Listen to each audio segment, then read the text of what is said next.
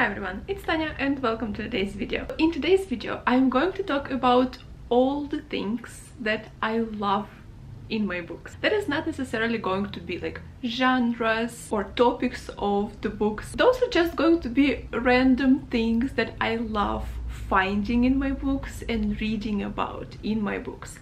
I think the first person who has created these types of videos was Kayla from Books and Lala, so I will link her video down in the box and description. If it wasn't her, I'm sorry, just I found this video idea from her channel, so that's why I will link Kayla's video down below in the description box. But with no further ado, let's begin and let's talk about all the things that I love in books. So first thing that I really love and enjoy in my books is humorous writing. A good example, I guess, of this would be Jonathan Strange and Mr. Norrell. Also Charles Dickens' Hard Times. I'm reading this book currently and I am just loving how he ridicules and how he makes fun of his unlikable characters in this book. I am just, yes Charles, yes. Thank you. And also I was actually very much intimidated by both of these books.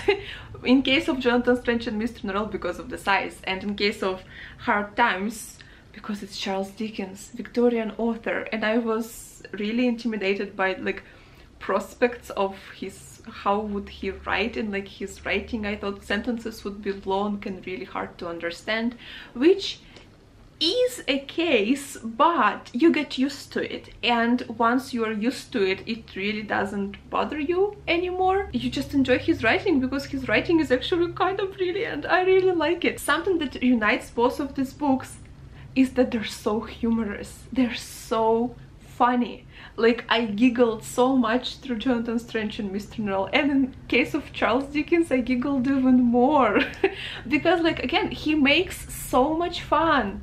And also Susanna Clarke, both of them, they make so much fun of their characters, and I just love it, and it just makes my reading experience so much more enjoyable. If you are afraid of these two books, if you're afraid of Charles Dickens, well, I haven't read much of Charles Dickens. This is my second work by him. First was Christmas Carol. It's very funny. At least this book is really, I giggle a lot.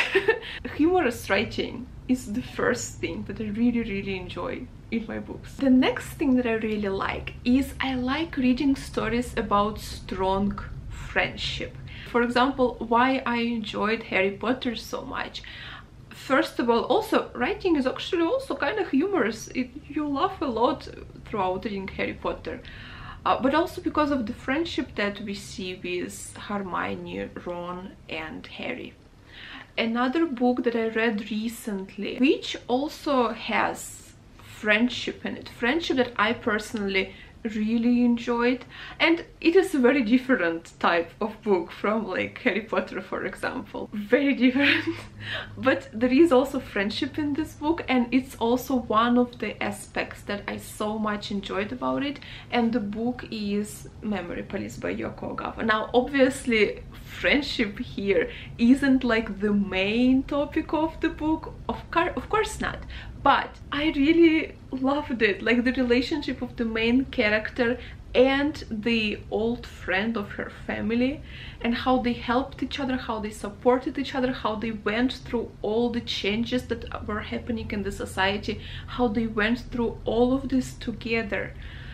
I just really loved that part of the story. So yes, Memory Palace isn't a story of friendship, but it also kind of is, at least to me. So yeah, another book that has strong friendship in it and that really warmed my heart. One more book with friendship that I really liked was The Hobbit, and also it's a very heartwarming, very warm and just kind read.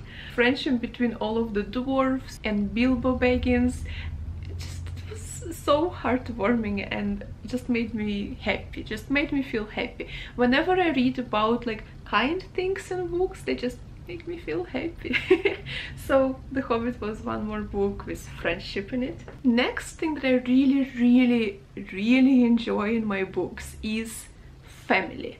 So like family life, family relationships, family dynamics. anything that has family in it, I will probably read.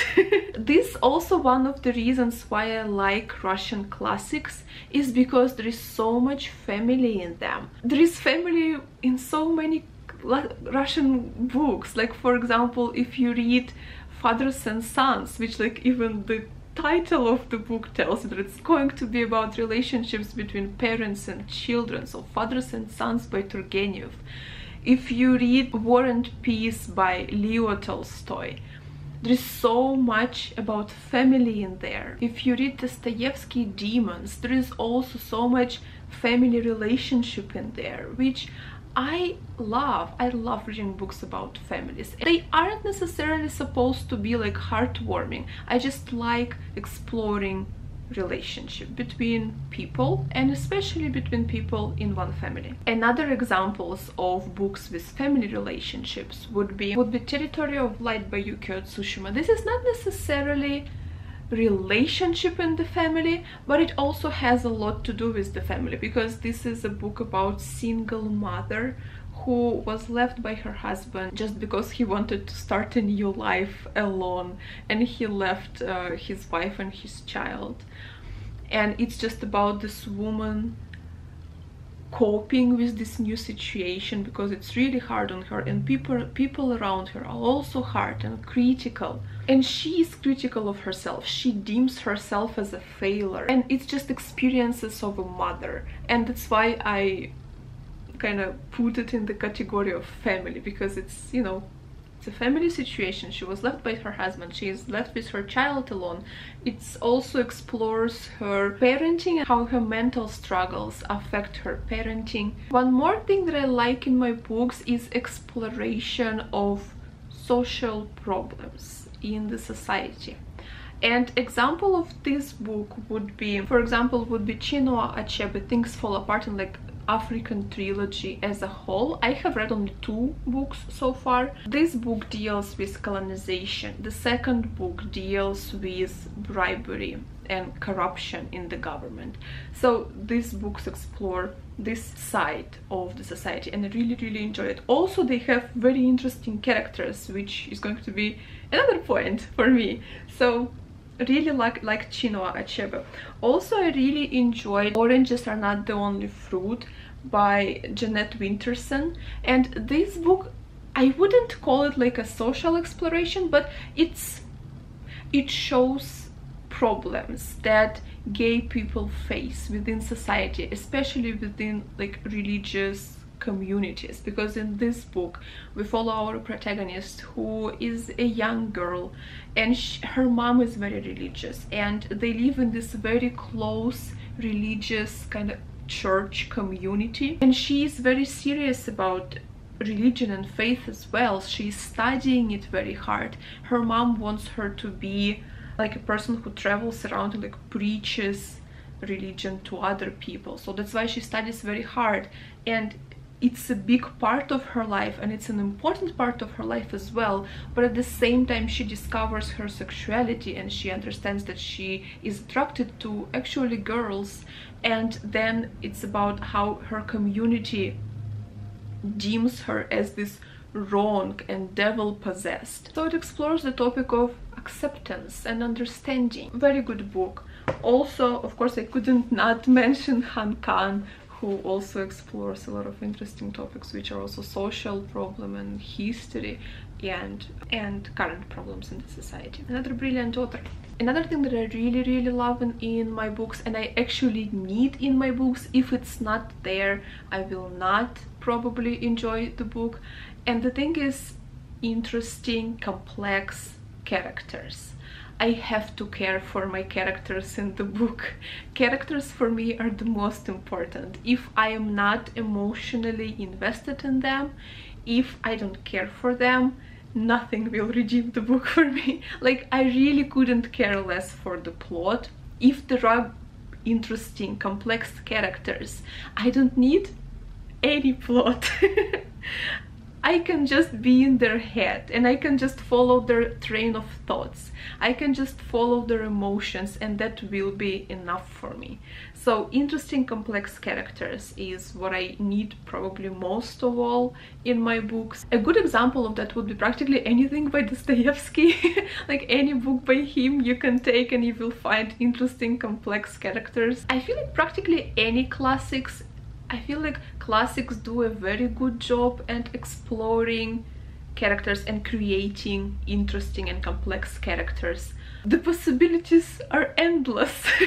For example, Charles Dickens, from what I have read by him, definitely has very interesting characters. Vegetarian, brilliant characters. Oranges are not the only fruit, brilliant. A good example would be Convenience Store Woman by Sayaka Murata. This is like very much character-centered book, because not much is happening, it's just her. And I mean, things are of course happening, but it's just about her trying to find a way to live her life the way she wants to live it. She has a very different type of personality. People don't really understand her. She really doesn't understand people around her. She just knows what she likes. She knows what life she wants to have. Not like life, more like job. And she just knows it about herself, and she just wants to find a way to have it for her, and she just wants to find a way to be left alone. And I really enjoyed character in this book. Some other interesting characters, I think I really enjoyed Lie With Me by Philippe Besson. This is also a book about gay relationship between two boys, but these boys are very different. One of them, he kind of, like in Oranges Are Not the Only Fruit, he already knew who he was. He already knew whom he liked, and he accepted it, and he understood it. He never really like advertised it. He never was like very active, but he also never denied it. He just accepted himself. And then his other character, his boyfriend, never could accept himself. He was always scared of it.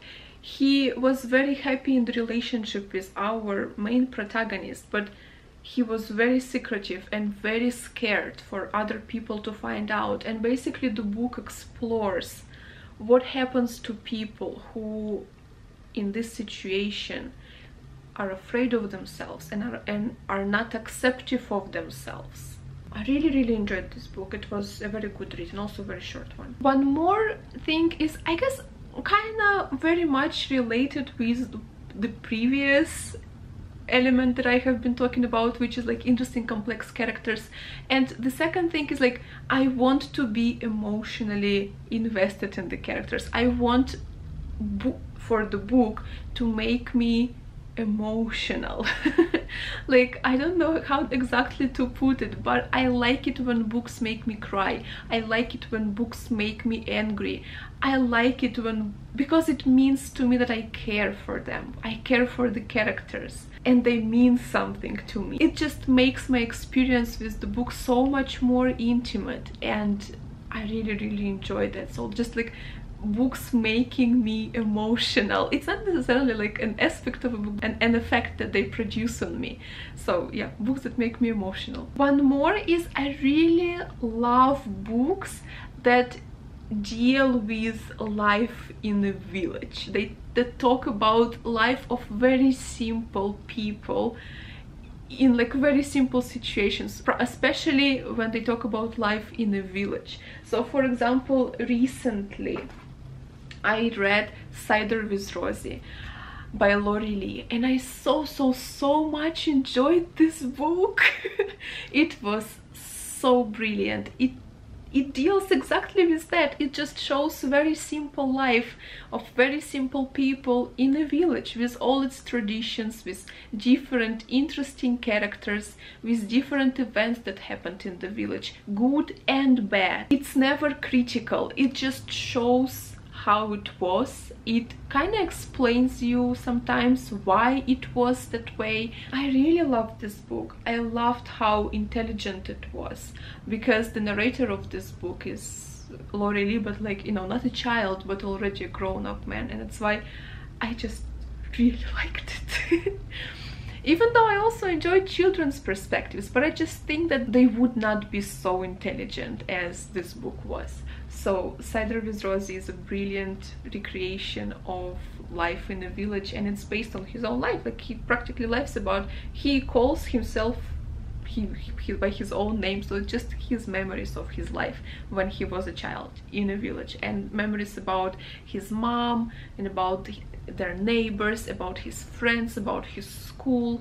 Very, very different topics.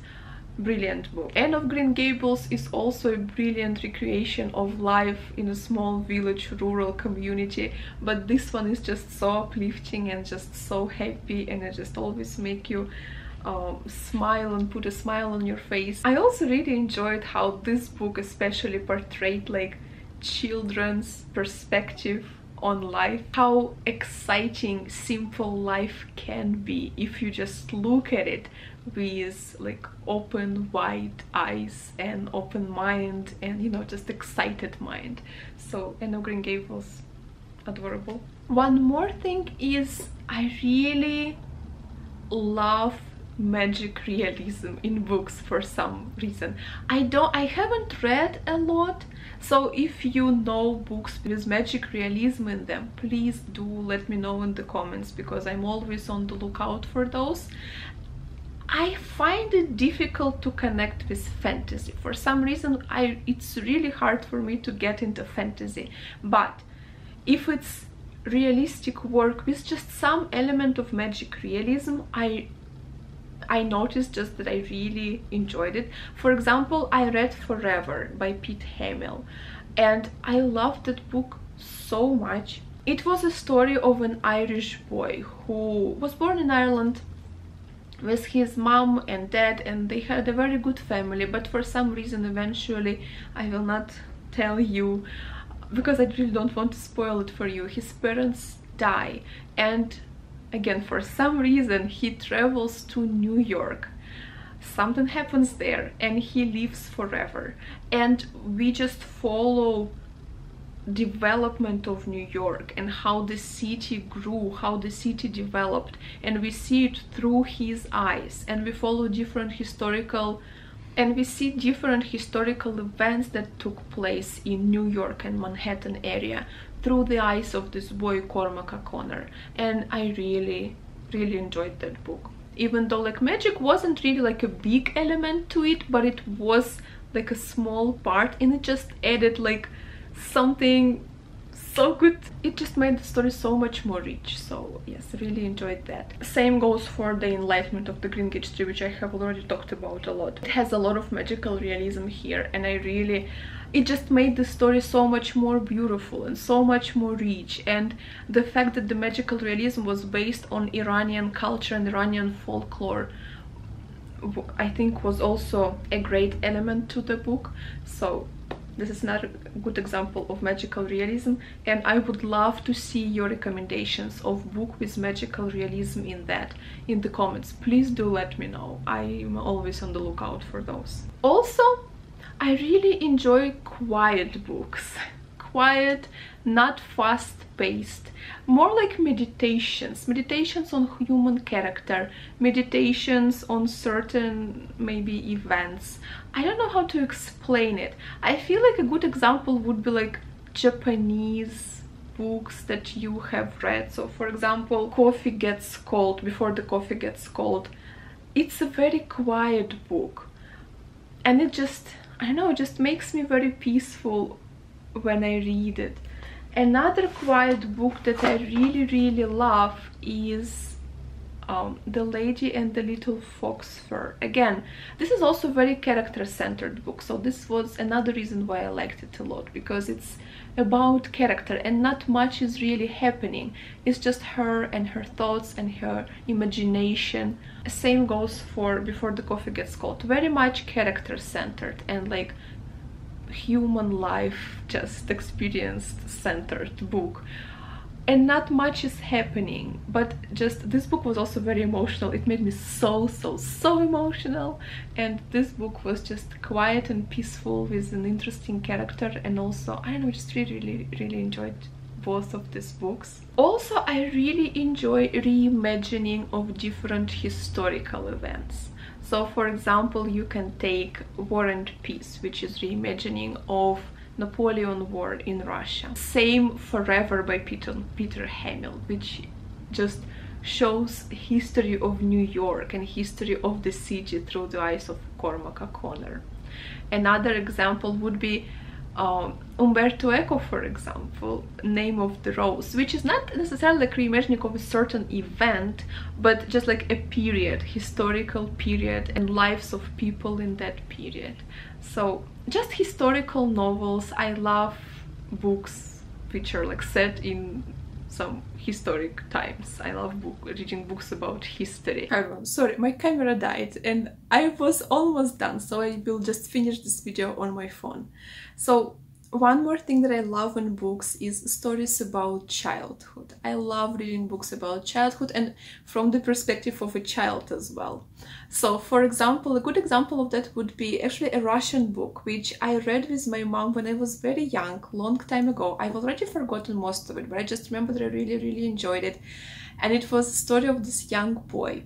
The book is called От первых проталин до первой грозы. I know it doesn't tell you much, and I checked on the internet. I haven't found an English translation. I don't think it's translated into English because the author is Skribitsky and he isn't really very famous even in Russia. Probably that's why the book isn't translated, so I feel like it's not going to be very helpful for you, but I really liked that book and I just wanted to mention it because I need to reread it when I come home. Another good example of book about childhood would be, of course, Anne of Green Gables. I always talk about her. Also, Dandelion Wine by Ray Bradbury. Really enjoyed that book and also read it very long time ago and need to reread it. This year I read Childhood by Leo Tolstoy, and it's also a story of a family and a young boy growing up in this aristocratic Russian family and just his memories of his mother, of his sister, of his father, of his aunt, grandmother, and just, you know, all his like kind of childish worries and just life in the family. So I really enjoyed that as well. So yeah, childhood stories are brilliant. And the last thing that I wanted to mention is I really enjoy books that talk about good things, you know, that kind of teach you good things, such as forgiveness, kindness, understanding, acceptance, like all these good things. If I find them in a book, the book always makes me feel very warm and just kind inside. And a lot of these books that I have already shown you and mentioned today would fit for that. Like practically books that talk about friendship, that is a good thing, right? So it makes me very happy. One book that I also absolutely love, Miracles of Nemia General Store. And this book is also just shows how people are kind. People are just, they make mistakes and there are so many difficult situations, but if just people are together and if they help each other and they listen to each other, in the end, like kindness and love is what prevails. You know, I really love this book. So yeah, good things in the books. I love it. Any good thing, kindness, friendship, love, support, understanding, acceptance, all of those things, I love reading about them. And I love reading books where characters learn those things. There you have it, guys, a list of things that I love in books. Let me know in the comments what are the things that you love in your books. Those can be topics or, I don't know, plot devices or maybe genres or certain characters or certain, I don't know, topics as well. So yeah, it would be very interesting. If you know any books that have things that I love, I would be very grateful for your book recommendations in the comment section down below. I'm always on the lookout for interesting, good books to read and buy and explore. So I hope you enjoyed this video. I hope you're having a very good day. Thank you very much for watching. Stay safe and I will see you soon in my next videos. Thank you very much. Bye.